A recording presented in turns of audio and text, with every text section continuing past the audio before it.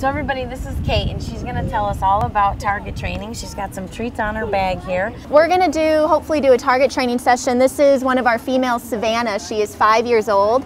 Like a lot of teenage females, she can be pretty moody, so we're going to hope that she'll be a good girl and target with me today. It just kind of depends on what her mood is. But target training is a really simple tool that you can do with any animal. It just keeps them focused on you. It's very mentally healthy for them, and basically what you do is you hold something up for them to target. With our giraffe, we use a pool buoy on a stick, and you hold it to them. If they touch it, you make a noise, a click or a whistle, and they learn that that is what you want them to do. And while you click, you give them treats, and then they very, very quickly learn that target training is a good thing.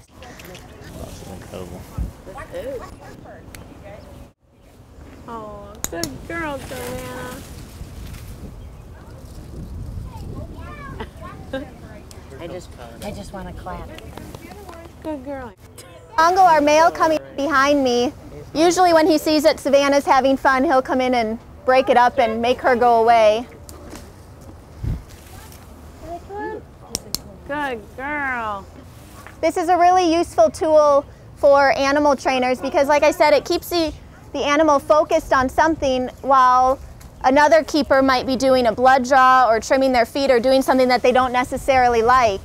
Kate, now is the other giraffe over there a boy or a girl? That's our female, Margarita. So he's got two girls? He has two girls. He has two girlfriends.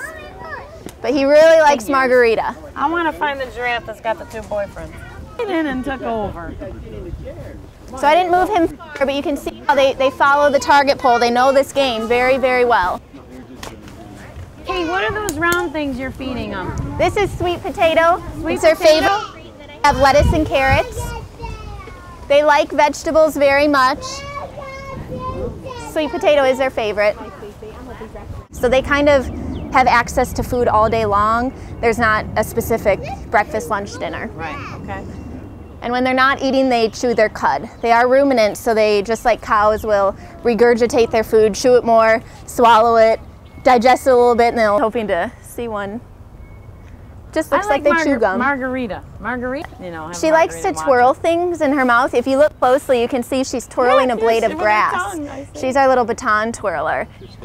We always say that if she were a person, she would be like the cheerleader that pulls the gum out of her mouth and puts it back in. Or does the thing with her hair. Yeah, you know? yeah. She's just a twirler. Now, how tall is Congo? Congo is about 16.5 feet tall. We weighed him today. He weighed 2,660 pounds. Savannah is about 15 feet 8 inches. We weighed her today, and she weighed 2,055, I believe. Now, and Margarita is our smallest. It's hard to tell from here.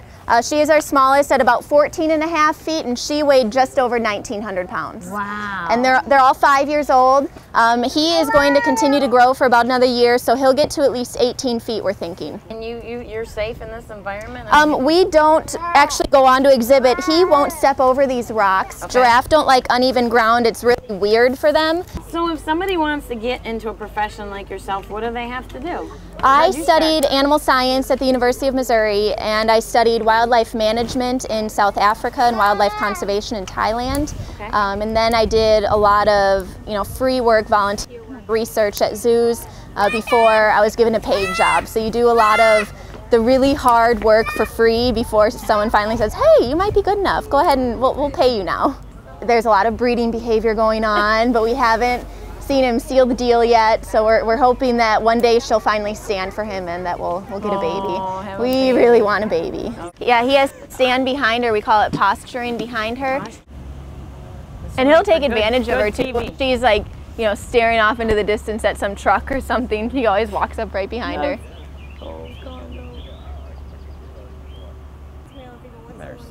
This is a female at the tree. Yep. Yeah. Figures he's interested in Miss Margarita, who's ignoring him over there. Isn't that typical? Another typical male. Thanks, Kate. Yes, thank you. No problem. Critter encounters. Here. Oh my God! The best part about this whole experience is I got to ride. I didn't have to walk through the zoo for 2 hours all sweaty and tired. What are these things? Accessories. They're like earrings. They're just on your neck. You want to be on TV? Here, you're in hair and makeup right now. Is it a boy or a girl? I think it's a girl. Say hello to the camera right here.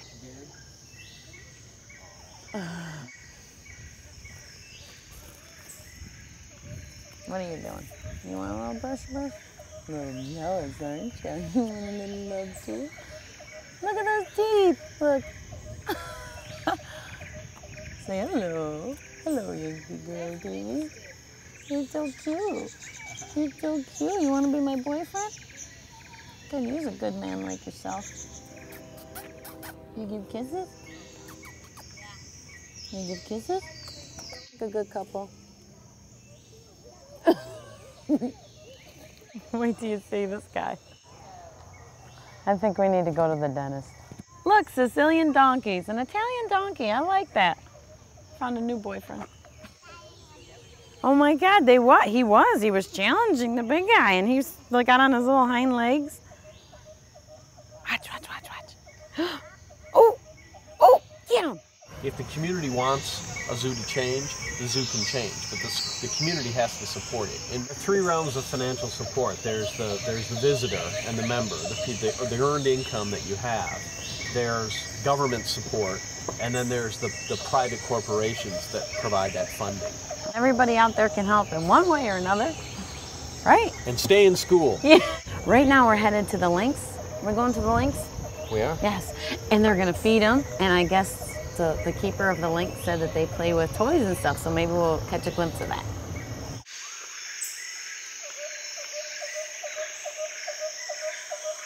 Meow. Almost all of our animals go in at night. Okay, they do go in at night. They do go in at night, yeah, and they have a back holding area. It's hard to see, but they do have a back holding area in there. It's inside. It usually is climate controlled. It's heated. It's air conditioned. It's a proper size for an animal that size, and then during the day we let them out into this habitat. Okay. And on Sundays during inclement weather, when it's kind of iffy whether they should be in or out, we give them an option and we'll leave it open and they can choose whether they want to go inside or outside. So it's like a Marriott. They got heat, hot water, air conditioning. Yep. It's not carpeted. There's no cable TV. There's no sofa for them to get up on and tear apart. Nothing like that. Do they name the animals, the keepers? Since yes. They do. They almost always do. Now, sometimes those names are shared with the public and sometimes they're not. It depends on the animals themselves. But, 1 or 2 lynx? We have 2, a male and a female. The female is a lighter color. She's almost like a snowy white. Oh, okay. The male's much more tan. Like you'd expect a lynx to be. Will they have babies?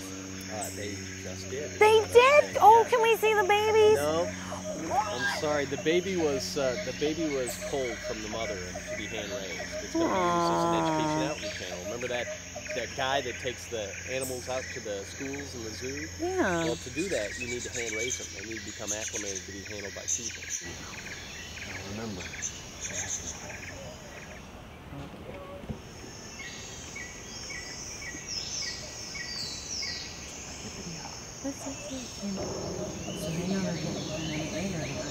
They just ate.